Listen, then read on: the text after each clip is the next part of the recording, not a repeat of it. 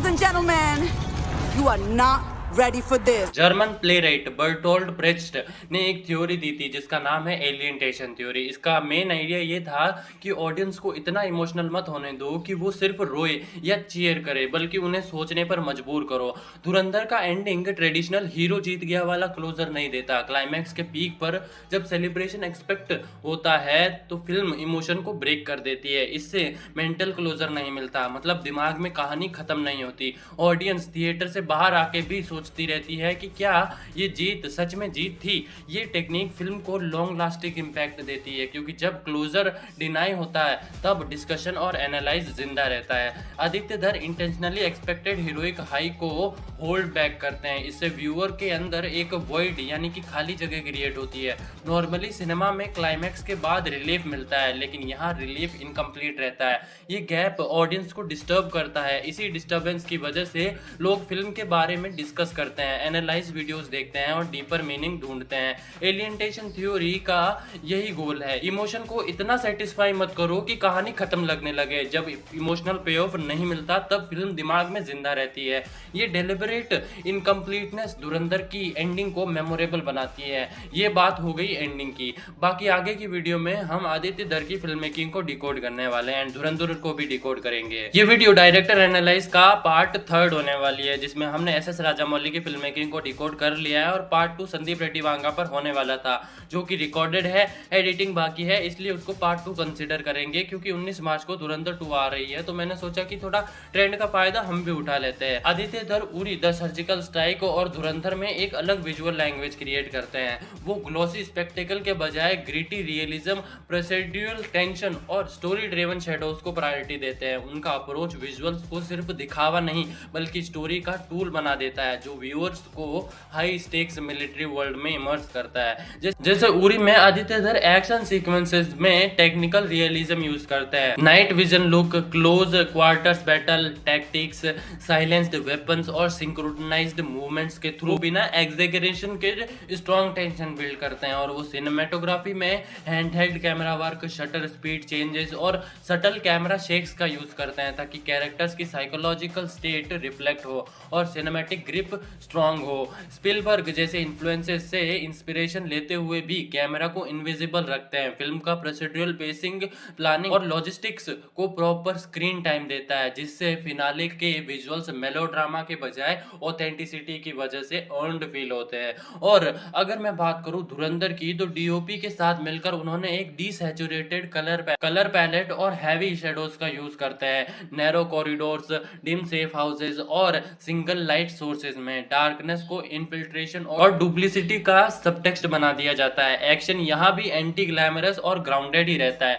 जैसा कि एक्शन तुम्हें संदीप रेड्डी वांगा की फिल्मों में मिलता है। हार्श लोकेशन और केओस को विजुअल लैंग्वेज का पार्ट बनाया जाता है। टाइट शेड्यूल में शूट होने के बावजूद, जो लगभग 4 फिल्म में फुटेज के बराबर था, फिल्म अपनी रेस्ट्रेंट की वजह से अलग दिखती है। विजुअल वर्ल्ड वॉचफुल और टेक्सचर्ड फील होता है, और ये दोनों ही फिल्म्स बॉलीवुड के नियॉन कॉन्ट्रास्ट को रिजेक्ट करती है और म्यूटेड हार्श टोन्स यूज करती है, जो जासूसी टाइप थीम्स को सर्व करते हैं। रिसर्च ड्रिवन प्रिसीजन पर फोकस होता है, जहां स्पेक्टेकल स्टोरी के स्टेक्स के सामने सेकेंडरी हो जाता है। और सिनेमेटोग्राफी के थ्रू धुरंधर में एक रॉ और इमर्सिव विजुअल वर्ल्ड क्रिएट करता है, जहां शेडोज को नरेटिव टूल की तरह यूज किया जाता है और कंट्रोल्ड केओस दिखाया जाता है। उनकी टेक्निक्स साइकोलॉजिकल टेंशन और ऑथेंटिसिटी को प्रायोरिटी देती है, जिससे स्पेसेस वॉचफुल और जिंदा फील होते हैं।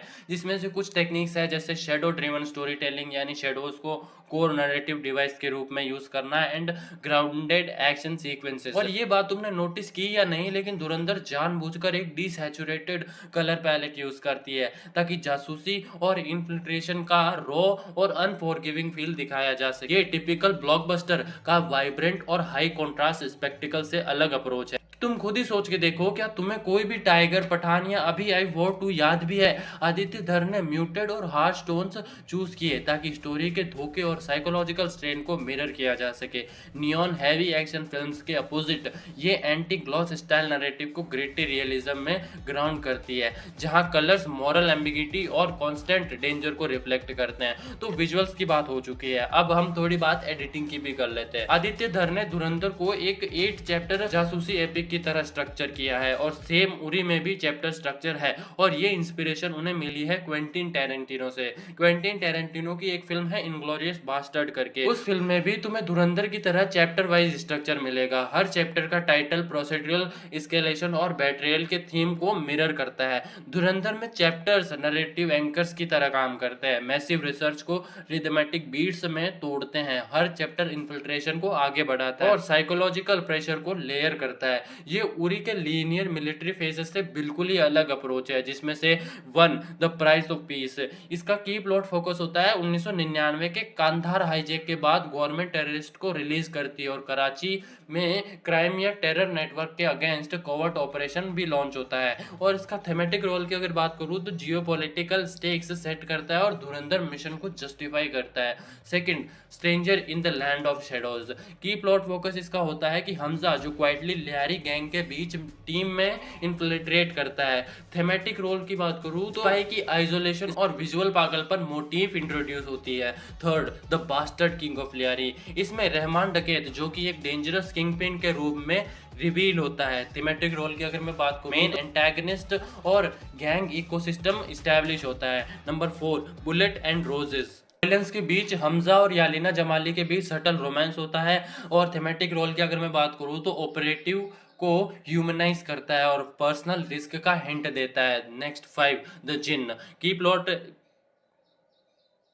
की प्लॉट फोकस इसका होता है SP Chaudhary Aslam anti gang force के रूप में पावरफुल एंट्री करता है और इसका थीमेटिक रोल होता है एक्शन पायवट और लोकल एलियंसेस इंट्रोड्यूस होता है। फिर आता है chapter number 6, the devil's guardian, इसमें हमजा रहमान को बचाता है और उसका ब्लाइंड ट्रस्ट जीत लेता है और उसके बाद बैटरियल सेटअप डीप होता है और मॉरल एम्बिगिटी पीक पर पहुंचती है। इसके बाद आता है chapter number 7, the butterfly effect, इसमें 26/11 के बाद की प्रिपरेशन में हमजा वेडिंग डेट मैनिपुलेट करता है और जमील को एलिमिनेशन के लिए यूज करता है और इसका थेमेटिक रोल स्मॉल एक्शंस बड़ा क्लाइमैक्स ट्रिगर करते हैं, केओस थ्योरी इन ऑपरेशंस। और इसके बाद आता है last chapter number 8, et tu Brutus, Hamza Rahman को बैटरे और किल करता है, उसका घोस्ट हेलुसिनेट करता है और मेंटली कोलैप्स हो जाता है। और ये ना थेमेटिक रोल की अगर मैं बात करूँ तो शेक्सपियरन शॉक बैटरेल का psychological cost post credit scene part 2 में कंट्रोल और रिवेंज हिंट करता है। और ये जो चैप्टर्स है ना टाइटल्स ट्विस्ट को फोरशैडो करते हैं। एक्ट टू ब्रूटस सीजर के बैटरेल मूवमेंट को रेफरेंस करता है जो हमजा के हाउंटेड विजन से कनेक्ट होता है। इससे इवेंट फिल्म जैसा मोमेंटम क्रिएट होता है जहां slow infiltration prices cross cuts के साथ एक्सप्लोड होती है। में प्रोसीड्यूरल डिविजन्स सटल और स्क्वाड यूनिटी के लिए धुरंधर में लिटरली फ्लेयर ज्यादा स्ट्रॉन्ग है और फ्रेंचाइज कोहेजन बिल्ड करता है जहां हमजा का लियारी कंट्रोल पर फ्यूचर सेटअप करता है। ये स्ट्रक्चर स्पाई प्रोसीड्यूरल को एक मिथिक सागा में एलिवेट करता है। अब बात करते हैं कैरेक्टर्स की, क्योंकि ये बहुत ही ज़्यादा इंपॉर्टेंट चीज़ है धुरंधर में।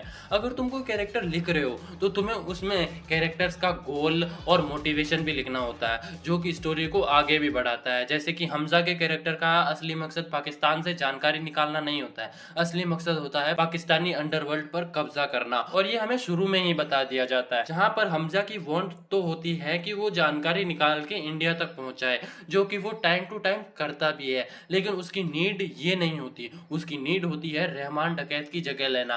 फिर आता है सेव द कैट, ये एक फिल्म मेकिंग टर्म है जहां कैरेक्टर को कुछ अच्छा करते हुए दिखाया जाता है ताकि ऑडियंस उसके साथ एक सिंपैथी रखे और उसे एक अच्छा इंसान समझे। लेकिन आदित्य धर ने इसे थोड़ा तोड़ कर हमारे सामने प्रेजेंट। उन्होंने हमजा के सिंपल बात है कि अगर हमजा को पहले ही एक बच्चे को मारते हुए दिखाया जाता तो ऑडियंस सिंपैथी नहीं दिखाती। इसका मतलब है कि फिल्म मेकर ने कैट को मरवाया लेकिन उसे मारते हुए दिखाया नहीं। अब हमजा के कैरेक्टर पर यूट्यूब पर वीडियोस भरे पड़े हैं। मैं बात करना चाहता हूं मेजर इकबाल पर। मेजर इकबाल को एक यूनिकली टेरिफाइंग और सोफिस्टिकेटेड एंटागनिस्ट के रूप में दिखाया गया है जो फिल्म के ट्रेडिशनल ब्रूटल विलेंस जैसे रहमान डकैत से बिल्कुल ही अलग है। मेजर इकबाल की डरावनी फिलोसॉफी ये है कि वो दुश्मन को तुरंत नहीं मारता जैसे कि रहमान डकैत करता है। रहमान डकैत का दुश्मन दुश्मन अगर उसके सामने होगा तो वो उसे तुरंत मार देगा। लेकिन मेजर इकबाल यहाँ थोड़ा चूजी आदमी है, वो उन्हें शो पीसेस की तरह प्रिजर्व करता है। इस वजह से वो धुरंधर का सबसे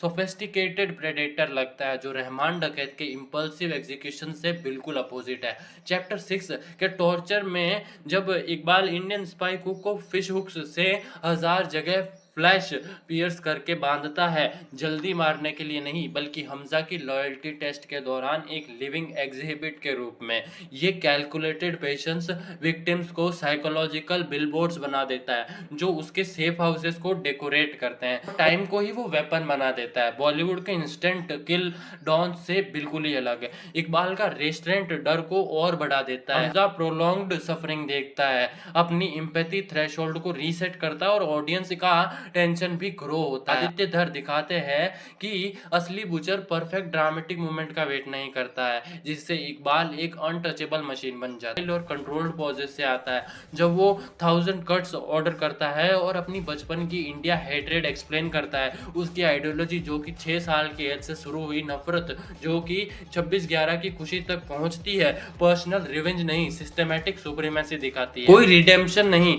धर उसके क्लिनिकल अल्लाहू अकबर विस्पर्स को डकैत के लाउड रोर से कॉन्ट्रास्ट करते हैं, दिखाते हुए कि पेशेंस इंपल्सेस से ज्यादा डरावनी होती है। उसे इंस्टीट्यूशनल एविल का रूप देती है जो फिजिकल डेथ के बाद भी हाउंट करता है। और यहाँ पर सब्जेक्टिव पीओवी का यूज करके ऑडियंस को हमजा के इंटीमेटेड माइंड में ले जाते हैं, जिससे इकबाल का ऑरा और स्ट्रॉन्ग हो जाता है। पहली विजिट में कैमरा हमजा की नजर बन जाता है, टेलीफोटो शॉट में डोरवे सिलहट स्क्रीन फिल करता है। ऑडियंस भी लॉयल्टी टेस्ट को हमजा के साथ फील करती है। रेड स्क्रीन टॉर्चर सीन में पूरा फ्रेम क्रिम्सन मोनोक्रोम हो जाता है। ऑब्जेक्टिव केओस हमजा के टनल विजन में कन्वर्ट हो जाता है। एक स्विंगिंग बल्ब इकबाल को इम्प्रेसिव दिखाता है जब विक्टिम तड़प रहा होता है। ये कैमरा स्टाइल स्केप का ऑप्शन बिल्कुल ही हटा देता है। व्यूअर्स भी माइक्रो एक्सप्रेशंस फील करते हैं, जैसे हमजा ट्रॉमा को कंट्रोल करता है। ऑब्जेक्टिव विलन रिवील के बजाय ये subjective shots collective intimidation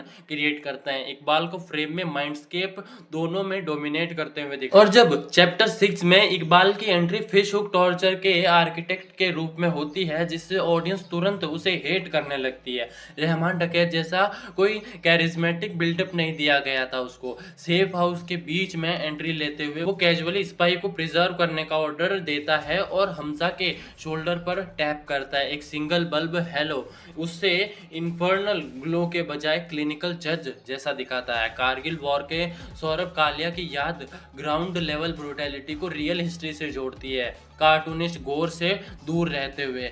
Aditya धर इमोशन को सर्जिकल तरीके से मैनिपुलेट करते हैं। जीरो लाइकेबिलिटी वार्म अप के साथ प्योरिटी क्रिएट होती है और इकबाल को तुरंत एपेक्स थ्रेट स्टैब्लिश किया जाता है। रामपाल का कंट्रोल्ड 1000 कट्स मोनोलॉग उसकी सुप्रीमेसी को फिक्स कर देता है और ऑडियंस उसके खिलाफ इमोशनली रेडी हो जाती है पार्ट 2 के प्रेडेटर क्लैश के लिए। और अगर तुमने ध्यान दिया हो तो आदित्य धर ने बहुत ही स्मार्ट तरीके से हमजा को ऑब्जेक्टिव डिस्टेंस से इमर्शन में लेकर जाते हैं, ताकि ऑडियंस डॉक्यूमेंट्री स्टाइल ऑब्जर्वेशन से निकलकर उसके टूट चुके माइंड के अंदर चली जाए। शुरू के चैप्टर्स में वाइड और क्लिनिकल ऑब्जेक्टिव शॉट्स यूज होते हैं। लियारी की गालियां, कांधार के न्यूज रील, जो कि एक डिस्टेंस इफेक्ट क्रिएट करती है, जिसमें व्यूअर्स बाहर से सिस्टम को ऑब्जर्व करते हैं। लेकिन हॉस्पिटल एम्बिश में ये ब्रेक हो जाता है। कैमरा हमजा की आंख बन जाता है जब जमील एंटर करता है और इस अंदर बुलाने वाले शिफ्ट से इमोशनल कनेक्शन चेंज हो जाता है। ऑडियंस स्पाई मैकेनिक्स जज करने से इन्फिल्ट्रेटर के डर को फील करने लगती है। ये आदित्य धर ये शिफ्ट स्ट्रैटेजी से यूज करते हैं। सेटअप के लिए ऑब्जेक्टिव डिस्टेंस, ट्रॉमा फील कराने के लिए सब्जेक्टिव प्लंज। चैप्टर 1 से लेकर 2 में objective lens, handheld squad sync, ऊपर से लियारी का chaos, procedural documentary realism create करते हैं, जहां ऑडियंस दूर से इंटेलिजेंस एनालिस्ट की तरह जियोपॉलिटिकल प्लानिंग को समझती है। हॉस्पिटल सीन में इमोशन बैरियर टूट जाता है जब हमजा रहमान रहमान को मैनिपुलेट करता है। कैमरा उसके सब्जेक्टिव पीओवी में शिफ्ट हो जाता है, जो सीधा सीधा ये दिखाता है कि व्यूअर्स भी लॉयलिटी टेस्ट का प्रेशर फील करते हैं। डॉक्यूमेंट्री डिस्टेंस कोलैप्स होकर डायरेक्ट फियर में बदल जाती है। सब्जेक्टिव पीओवी हमजा का इमोशनल मीटर बन जाता है, जो डीप कवर स्ट्रेस को बॉडी लेवल पर फील कराता है, जो ऑब्जेक्टिव शॉट्स नहीं कर सकते। ब्लिंक के पीछे छुपा आंसू पर आता है, जो कि व्यूअर्स को फोर्स करता है उसके साथ इमोशन सप्रेस करने के लिए। Wide shots subjective close framing isolation को इंटेंस बना देती है। कैमरा आंख बनकर ट्रॉमा को सेल्यूलर लेवल पर रिवील करता है। आदित्य धर स्मार्टली स्ट्रैटेजिक प्लानिंग के वक्त फिर से ऑब्जेक्टिव शॉट्स पर लौट आते हैं, ताकि हमजा की चेस जैसी स्ट्रैटेजी ऑडियंस से छुपी रहे। रेड स्क्रीन के बाद wedding date manipulation overhead wide shot में दिखाई जाती है। हमजा का काम बिहेवियर दिखाई देता है, लेकिन असली मोटिव क्लियर नहीं होता। डायरी का इनविजिबल इंक प्लान और लियारी थ्रोन का सेटअप टैक्टिकल मॉन्टेज में होता है, जहां कैमरा दूर चला जाता है। सब्जेक्टिव इंटीमेसी नहीं मिलती है वहां पर। ये ऑब्जेक्टिविटी मोरल शिफ्ट को मास्क करती है। यालिना के साथ एक्शंस ऑब्जेक्टिवली रोमांटिक लगते हैं, लेकिन इमोशनल डर सब्जेक्टिव सीन्स में ही रहता है। फाइनल थ्रोन रिवील सब प्लानिंग शॉट्स को नया मीनिंग देता है। आदित्य धर एम्पैथी और पर्सपेक्टिव का बैलेंस यूज करता है। ट्रॉमा के वक्त सब्जेक्टिव क्लोजनेस, मोरल कंफ्यूजन के वक्त ऑब्जेक्टिव डिस्टेंस। इस तरह हमजा क्लाइमैक्स तक एक मिस्ट्री बना रहता है और शॉर्ट स्टाइल ही रिवील की स्पीड कंट्रोल करता है। आदित्य धर बैक स्टोरी दिखाने का तरीका भी चेंज करते हैं। वो फ्लैशबैक मॉन्टेज यूज करने के बजाय हैवी और पावरफुल डायलॉग का यूज करते हैं, जो कैरेक्टर को सर्जिकल तरीके से ओपन करता है। नॉर्मली फ्लैशबैक्स स्टोरी की स्पीड स्लो की जाती है, लेकिन आदित्य धर एक्शन के बीच ही बातों के थ्रू पास्ट रिवील करते हैं। रहमान का इलेजिटिमेट बाबू डकैत का बेटा वाला टॉन्ट तुरंत उसकी फैमिली रिसेंटमेंट दिखा देता है। असलम का 1997 में रहमान को छोड़ देने का मेंशन उनके कॉम्प्लेक्स रिश्तों को बिना पॉज किए समझा देता है। इस तरह कैरेक्टर्स राउंड या लेयर्ड नहीं लगते, डाल देते हैं बिना फ्लैशबैक के। रहमान डकैत का बाबू डकैत का नाजायज बेटा वाला रिवील लियारी का पावर गेम के बीच कैजुअली आता है, जो उसके अंदर की फैमिली नफरत और इनसिक्योरिटी तुरंत समझा देता है। एसपी असलम और रहमान का रिश्ता 1997 की एक इंसिडेंट से क्लियर होता है। असलम बोलता है कि उसने रेड के वक्त क्लियर शॉट होने के बाद भी रहमान को नहीं मारा, यहीं से उनका ट्विस्टेड दोस्ती दुश्मनी वाला रिश्ता स्टार्ट होता है। ये डायलॉग्स बताते हैं कि उनकी लाइफ फिल्म से पहले भी इंटेंस ही थी। ऑडियंस खुद समझ लेती है कि रहमान का एटीट्यूड डैडी इश्यूज से आता है और असलम का पेशेंस फ्यूचर रिवेंज का सिग्नल है। इस तरीके से रिश्तों की बिल्डिंग नेचुरल लगती है, बिना स्टोरी की स्पीड स्लो किए। डायलॉग यहाँ बैक स्टोरी बॉम्ब्स की तरह काम करता है। रहमान बलोच जब कैजुअली बोलता है कि उसने कम्युनिटी के लिए 4 गोलियां खाई, तब असलम का रिएक्शन हिंट देता है कि कुछ पुरानी दुश्मनी है जो हमें डायरेक्टली नहीं दिखाई गई। एक और कैरेक्टर का 70 रिलेटिव्स इंटरोगेशन के नाम पर मारे गए बोलना सिर्फ कुछ शब्दों में पूरी जनरेशन की नफरत दिखा देता है। मतलब आदित्य धर डायरेक्ट फ्लैशबैक नहीं दिखाते, बल्कि हिंट्स देते हैं, जिससे ऑडियंस खुद इमेजिन करती है। इससे कैरेक्टर्स ज्यादा रियल और हाउंटेड लगते हैं। ट्रॉमा जो नहीं दिखाया गया वही ज्यादा हैवी फील होता है। रिजल्ट ये होता है कि कैरेक्टर्स लेयर्ड लगते हैं और ऑडियंस खुद उनकी साइकोलॉजी को जोड़ती रहती है जब बैटरियल चल रहा होता है। धुरंधर में डायलॉग फ्लैशबैक से ज्यादा पावरफुल इसलिए है क्योंकि ये स्टोरी की स्पीड को मेंटेन करता है। तुम खुद ही सोचो कि अगर फ्लैशबैक होता तो वो इन्फिल्ट्रेशन टेंशन को रोक देता, लेकिन आदित्य धर के कन्वर्सेशनल लैंडमाइंस एक्शन के बीच ही पास्ट एक्सप्लोर कर देते हैं। इस अप्रोच से कैरेक्टर 3 डायमेंशनल लगते हैं, जैसे उनकी पुरानी लड़ाई और पेन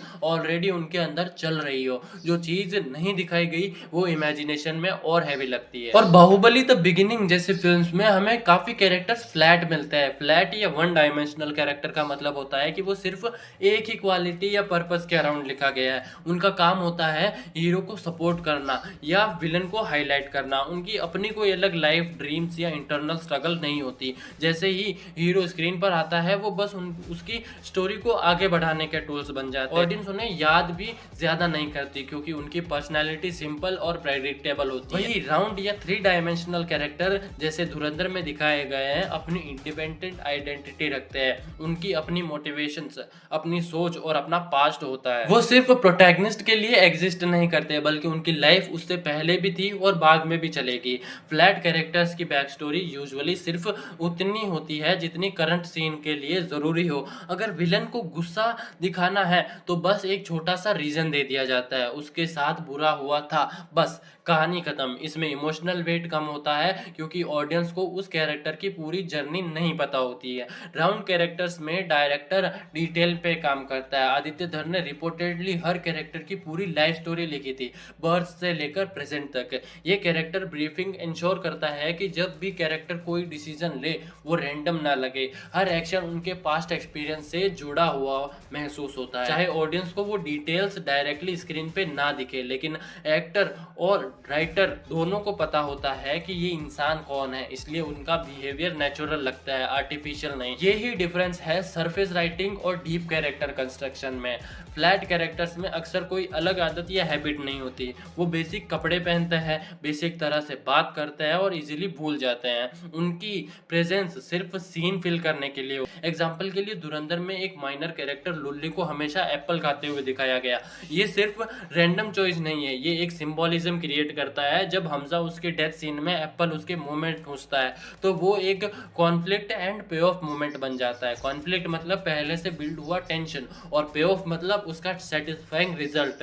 इस टेक्निक से छोटा कैरेक्टर भी अनफॉरगेटेबल बन जाता है। ये लेयर्ड डिटेलिंग फ्लैट और राउंड राइटिंग के बीच का क्लियर डिफरेंस है। फ्लैट कैरेक्टर्स का पर्सनैलिटी स्ट्रक्चर सिंपल होता है, वो या तो सिर्फ ब्रेव होते हैं या सिर्फ इविल या सिर्फ फनी, उनमें लेयर्स नहीं होती। ऑडियंस इजीली प्रेडिक्ट कर लेती है कि वो अगला स्टेप क्या लेंगे। राउंड कैरेक्टर्स में दो लेयर्स होती है। पहली होती है डायरेक्ट लेयर, मतलब जो सीधा दिख रहा है, जैसा कि रहमान डकैत का ब्रूटल होना। दूसरी तरफ होती है इनडायरेक्ट लेयर, मतलब हिडन ट्रेट जो तुरंत नहीं दिखाई देता, जैसे वो पैसे के लिए मैनिपुलेट हो जाता है। ये डुअलिटी कैरेक्टर्स को रियलिस्टिक बनाती है क्योंकि रियल लाइफ में भी इंसान सिर्फ एक क्वालिटी का नहीं होता। इसी लेयर्ड पर्सनालिटी की वजह से round characters unpredictable, emotionally engaging और लॉन्ग लास्टिंग इम्पैक्ट छोड़ते हैं। फिल्म के स्टार्टिंग चैप्टर्स में director documentary style objective shots use करता है, मतलब कैमरा थोड़ा डिस्टेंस पर रहता है, जैसा हम किसी रियल इंसिडेंट को बाहर से देख रहे हो। लेकिन जैसे ही हॉस्पिटल सीन स्टार्ट होता है कैमरा सब्जेक्टिव या पीओवी शॉट में शिफ्ट हो जाता है, जो कि मैंने तुमको पहले ही बता दिया है। अब ऑडियंस डायरेक्टली हमजा के दिमाग के अंदर एंटर करती है। एक्सट्रीम क्लोजअप्स उनकी आंखों का डर दिखाते हैं। ये ट्रुथ ऑफ परफॉर्मेंस होता है, मतलब एक्टिंग का असली बिना फिल्टर वाला इमोशन। इसी वल्नरेबिलिटी से ग्रोथ स्टार्ट होती है। अगर तुम हॉस्पिटल सीन देखने जाओगे तो हॉस्पिटल सीक्वेंस में सिर्फ विजुअल्स नहीं, साउंड डिजाइन में इंपॉर्टेंट रोल प्ले करता है। जब शॉट सब्जेक्टिव होता है तो हम डाइजेटिक साउंड सुनते हैं, मतलब वो असली आवाजें जो कैरेक्टर खुद सुन रहा है। हमजा की heart break, news reports, chaos सब एक साथ सुनाई देता है। इससे सेंसरी ओवरलोड क्रिएट होता है और कैरेक्टर के बीच एक इमोशनल कनेक्शन बन जाता है क्योंकि हम भी वही पैनिक फील करते हैं जो हमजा फील कर रहा है। ये मोमेंट उसके मिशन को पर्सनल बना देता है। पहले वो सिर्फ एक असाइनमेंट था, अब वो एक इमोशनल रेस्पॉन्सिबिलिटी बन जाता है।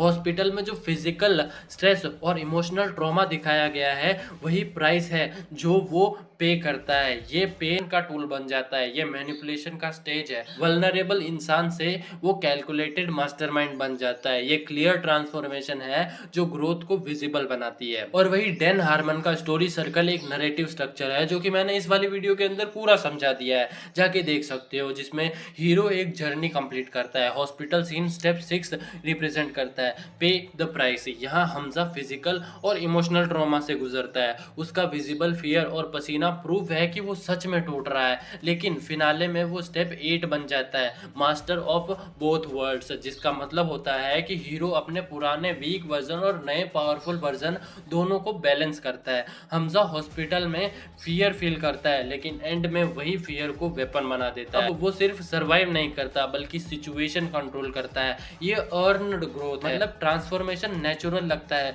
फोर्स्ड नहीं। इसी वजह से उसका राइज पावरफुल और इमोशनली सेटिस्फाइंग फील होता है। आदित्य धर का सबसे बोल्ड डिसीजन ये था कि उन्होंने टिपिकल इविल टेररिस्ट क्लीशे यानी घिस्सा पीटा स्टीरियोटाइप जिसमें विलन बस बुरा ही होता है, उसको अवॉइड किया। रहमान डकैत को सिर्फ एक दुश्मन नहीं बल्कि एक इंसान की तरह प्रेजेंट किया गया है। उसकी फैमिली है, उसका ट्रेजिक पास्ट है। जब ऑडियंस उसका बैक स्टोरी देखती है तो वो सिर्फ उसे हेट नहीं करती बल्कि उसकी राइज टू पावर को एक क्राइम ड्रामा प्रोटैगनिस्ट की जर्नी की तरह देखने लगती है। ये साइकोलॉजिकल मैनिपुलेशन है। विलन को लेयर्स देने से मॉरल कॉन्फ्लिक्ट क्रिएट होता है, ऑडियंस इमोशनली कंफ्यूज होती है और वही कॉम्प्लेक्सिटी फिल्म को मैच्योर और रियलिस्टिक बनाती है। फिल्म का एक स्ट्रॉन्ग इमोशनल वेपन है वल्नरेबिलिटी, जैसे एसपी असलम का बेट्रेयल या मेजर इकबाल की चाइल्डहुड मेमोरीज।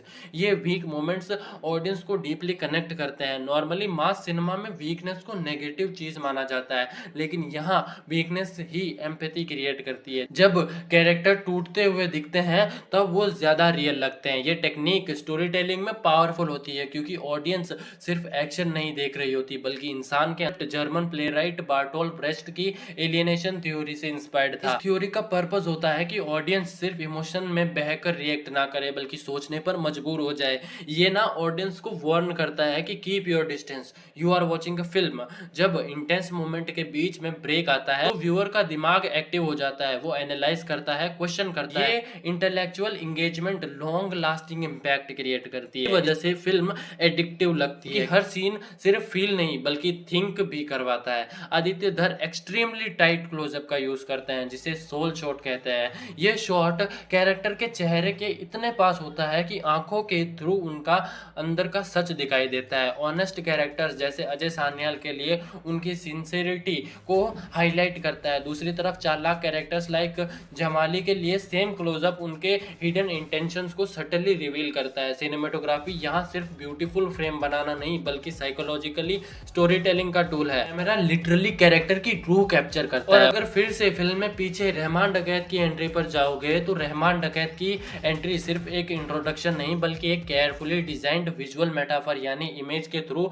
हिडन मीनिंग देना है। जब वो पहली बार स्क्रीन पर आता है कैमरा उसे आउट ऑफ फोकस दिखाता है, मतलब इमेज थोड़ी ब्लर रहती है, फिर धीरे धीरे फ्रेम शार्प फोकस में आता है। ये ट्रांजिशन सिर्फ टेक्निकल चॉइस नहीं बल्कि फोरशैडोइंग यानी आने वाले कॉन्फ्लिक्ट का पहले से हिंट देना होता है। ब्लर से क्लियर होना सिंबलाइज करता है कि रहमान के अंदर एक बॉइलिंग मॉन्स्टर है, जो एक दबा हुआ गुस्सा या अंधेरा जो तुरंत दिखाई नहीं देता। बाहर से वो कंपोज्ड लगता है लेकिन अंदर इमोशनल केओस चल रहा होता है। फोकस का शिफ्ट ये बताता है कि जैसे जैसे स्टोरी आगे बढ़ेगी उसका असली रूप भी ग्रेजुअली रिवील होगा। ये एंट्री शॉट ऑडियंस को सबकॉन्शियस लेवल पर प्रिपेयर करता है कि ये कैरेक्टर सिंपल विलन नहीं बल्कि लेयर्ड पर्सनैलिटी है जिसके अंदर कॉन्फ्लिक्ट उबल रहा है। रहमान की फ्रेमिंग उसकी पर्सनैलिटी का हिंट देती है। वो काम, स्टिल और कंपोज्ड नजर आता है। इससे एक इंप्रेशन बनता है कि वो अपने इमोशंस पर कंट्रोल रखता है, लेकिन ये कंट्रोल ही उसका इंटरनल कॉन्फ्लिक्ट है। उसकी ब्रूटैलिटी अनकंट्रोल्ड नहीं है, वो कैलकुलेटेड है। ये कंट्रोल्ड ब्रूटैलिटी एक साइकोलॉजिकल टेंशन क्रिएट करती है। ऑडियंस फील करती है कि ये इंसान किसी भी वक्त एक्सप्लोड कर सकता है। इस टेक्निक को कैरेक्टर कॉन्ट्रास्ट कहते हैं, जब बाहर का बिहेवियर और अंदर का इमोशन अपोजिट डायरेक्शन में हो। रहमान सरफेस लेवल पर शांत है लेकिन अंदर का डेमन को रोक कर बैठा हुआ है। ये फोरशैडो करता है कि फिल्म में एक ऐसा क्रिटिकल मोमेंट आएगा जब वो मॉन्स्टर फाइनली अनलीश होगा। एंट्री से ही उसका future emotional breakdown subtly hint हो जाता है जो कैरेक्टर को अनप्रेडिक्टेबल और डेंजरस बनाता है। और जब हमने इतने कैरेक्टर्स की बात कर ही ली है तो आर माधवन के कैरेक्टर अजय सान्याल के बारे में भी बात कर ही लेते हैं। अजय सान्याल को प्रमोशनल मटेरियल में चैरियोटर ऑफ कर्मा कहा गया है। ये सीधा रेफरेंस है भागवत गीता और कृष्णा के रोल से, जहां कृष्णा कुरुक्षेत्र वॉर में अर्जुन के सारथी थे। सारथी होना सिर्फ गाड़ी चलाना नहीं होता बल्कि मॉरल डायरेक्शन देना होता है। फिल्म में सान्याल भी वही करता है। वो खुद फ्रंट लाइन पे नहीं लड़ता लेकिन डिसीजंस और कर्मा को गाइड करता है। कर्मा का मतलब होता है एक्शन और उसका result. Sanyal indirectly battlefield control करता है, जैसा कृष्णा ने अर्जुन को धर्म समझाया था। इस सिंबोलिज्म से सान्याल एक स्ट्रेटेजिस्ट से ऊपर उठकर स्पिरिचुअल गाइड जैसा फील होता है। इस फिल्म में एक डेलिब्रेट एडिटिंग चॉइस दिखाई गई है जहां सान्याल का शॉट तुरंत भागवत गीता के कोट के बाद आता है। इससे उसके डायलॉग्स को उपदेश का वेट मिलता है। ये सिनेमैटिक फ्रेमिंग ऑडियंस को सिग्नल देती है कि सान्याल सिर्फ ऑपरेशनल हेड नहीं है बल्कि फिलोसॉफिकल थिंकर भी है। जब वो बात करता है तो लगता है जैसे मॉडर्न डे गीता का इंटरप्रिटेशन दे रहा हो। ये टेक्निक उसकी अथॉरिटी को एलिवेट करती है, मतलब वो नॉर्मल नॉर्मल ऑफिसर से ज्यादा एक मॉरल कंपास बन जाता है। सिंबोलिज्म से कैरेक्टर को माइथोलॉजिकल डेप्थ मिलती है। सान्याल का डायलॉग सिंपल मिशन ब्रीफ जैसा नहीं होता, वो डेस्टिनी, पावर बैलेंस और जंगल पर राज करना है जैसे मेटाफर्स यूज करता है। कृष्णा ने अर्जुन को सिर्फ ये नहीं बोला कि लड़ो, उन्होंने उसे लार्जर पर्पस समझाया। वैसे ही अजय सान्याल हमजा को पर्सनल रिवेंज से ऊपर उठकर बिगर पिक्चर देने को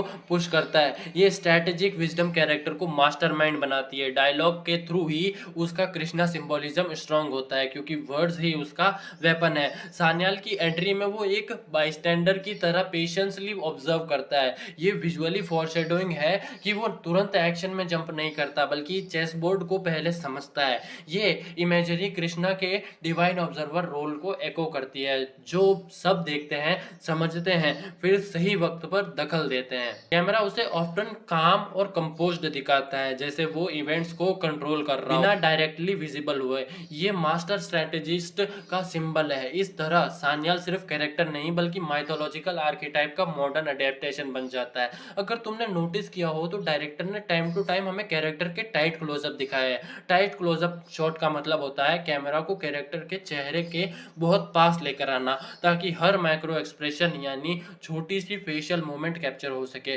धुरंधर में ऑनेस्ट कैरेक्टर्स जैसे अजय सान्याल और एसपी असलम को पहली बार टाइप क्लोजअप में ही इंट्रोड्यूस किया था। इसका सिंबलिज्म सिंपल है, जो वो अंदर से है वही बाहर से दिखते हैं। उनका फेस ट्रांसपेरेंट है, लेकिन जमाली को रेयरली टाइट क्लोजअप मिलता है। वो मोस्टली मीडियम शॉट्स में रहता है जिससे उसका असली चेहरा हिडन रहे। जब वो फाइनली हमजा के सामने क्लोजअप में आता है तब उसका प्रेडेटरी नेचर यानी शिकारी जैसी सोच रिवील होती है। मेजर इकबाल का क्लोजअप भी डिले किया जाता है और 26/11 सीक्वेंस में ही उसका हिडन मॉन्स्टर दिखाया जाता है। इस तरह क्लोजअप सच को एक्सपोज करने का विजुअल टूल बन जाता है। हमजा भी ज्यादा कुछ बोलता नहीं है, वो क्वाइट और ऑब्जर्वेंट हीरो है। ऐसे कैरेक्टर्स के साथ ऑडियंस का इमोशनल कनेक्शन बनाना डिफिकल्ट होता है, लेकिन डायरेक्टर ने टाइट क्लोजअप्स का स्मार्टली यूज करके गैप ब्रिज किया। जब कैमरा उसके चेहरे पर टिकता है तो हम उसकी आंखों में फियर, डाउट, क्लेवरनेस और एग्जॉशन बिना डायलॉग के फील, और ये होता है fly on the wall effect.